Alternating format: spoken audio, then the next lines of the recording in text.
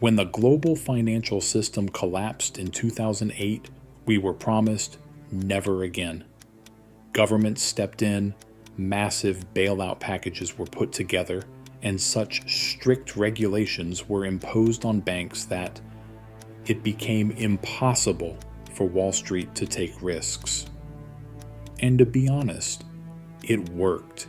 Today, traditional banks are experiencing the safest period in their history. But in capitalism, risk never disappears. It simply changes form and finds a new place to hide. Right now, right beneath us, in the depths of the economy, a new system has grown in a place where rules, regulators, and central banks cannot reach. They call this shadow banking, or to put it more politely, private lending. 10 years ago, this system was worth only a few $100 billion. Today, however, it has surpassed $1.7 trillion. And here's the real problem. This money is not in banks. It is not backed by a government guarantee. If a panic breaks out in this system tomorrow morning, you won't see people lining up at ATMs. The crisis will erupt completely behind closed doors, in silence. And by the time you realize what's happening, your retirement fund will already be gone. So what exactly are these invisible banks? How did they become more powerful than JP Morgan or Citibank? And most importantly, when this $1.7 trillion financial fault line breaks, who will foot the bill? Now let's get back to the dark side. We all know how traditional banking works. You deposit money at a bank, the bank takes that money and lends it to a business as a loan.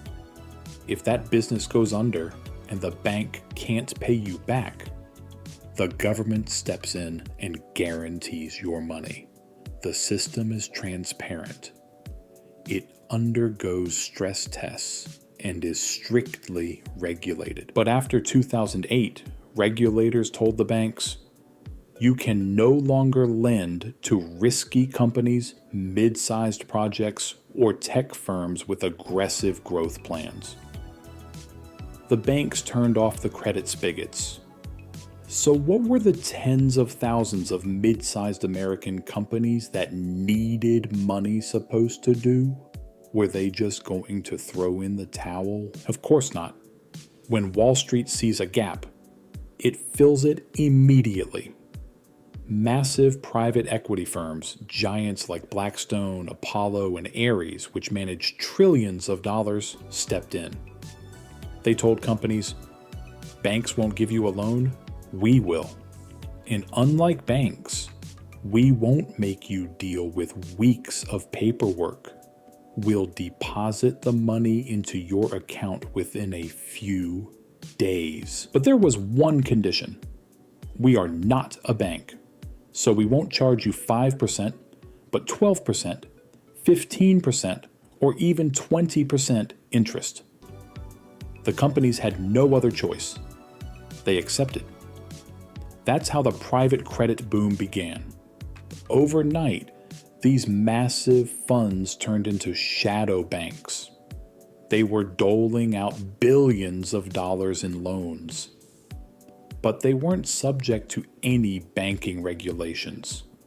Why? Because technically, they weren't taking in deposits. But wait a second.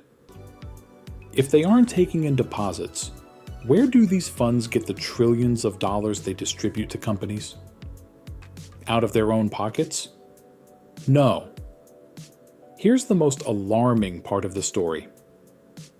These funds get their money from university endowments, insurance companies, sovereign wealth funds, and most importantly, pension funds. In other words, the retirement savings you've worked and saved for over the years, the money you thought was safe, is currently being lent at 15% interest to risky companies you've never even heard of in the back rooms of Wall Street. Because the returns were so high, everyone rushed into this system. A Faustian bargain was struck. In exchange for high returns, transparency was sacrificed. With the economy growing and interest rates at zero, it was a perfect system. Companies were comfortably paying off their debts. Pension funds were posting double-digit profits. Shadow banks were raking in billions of dollars in commissions. Everyone was happy.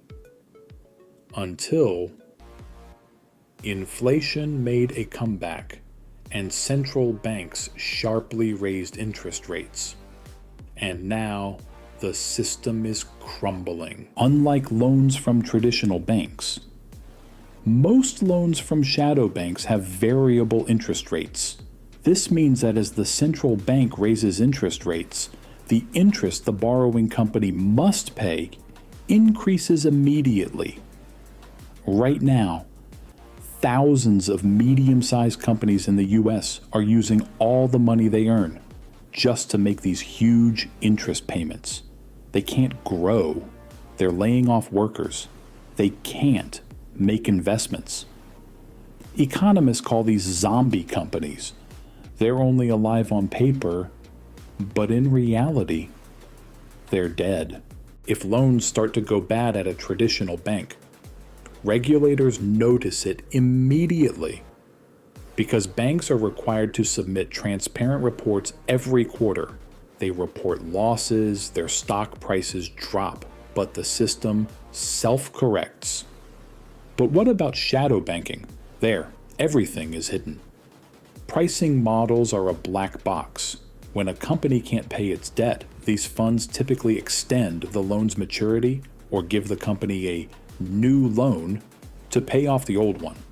In finance, this is called amend and pretend. Meaning, change it and pretend. They aren't solving the problem. They're just sweeping it under the rug and triggering the fault line. Why? Because the assets held by these funds are not liquid. If a panic breaks out in the market tomorrow and pension funds say, "We want our money back," shadow banks cannot return that money because that money is currently tied up in a software company's servers or on a healthcare chain's balance sheet. It's not a stock you can sell and convert into cash immediately. And the biggest danger is this. If this $1.7 trillion market freezes up, the central bank has no legal authority to bail them out. That magical money printing button that saved the banks in 2008 doesn't work for shadow banks. If this invisible wall comes crashing down, the impact won't be limited to Wall Street. Credit will suddenly dry up. Companies will announce mass bankruptcies. Unemployment will skyrocket. And for the millions of people who have poured money into these funds for years, lured by the high returns fairy tale, their retirement savings will vanish into thin air. In 2008, we thought we had put out the fire. But in reality, we had only moved the fire from the living room to the basement, where no one could see it and there were no smoke detectors. And the basement is now filled with gasoline canisters. The next economic crisis won't come with images of collapsing Wall Street buildings on TV.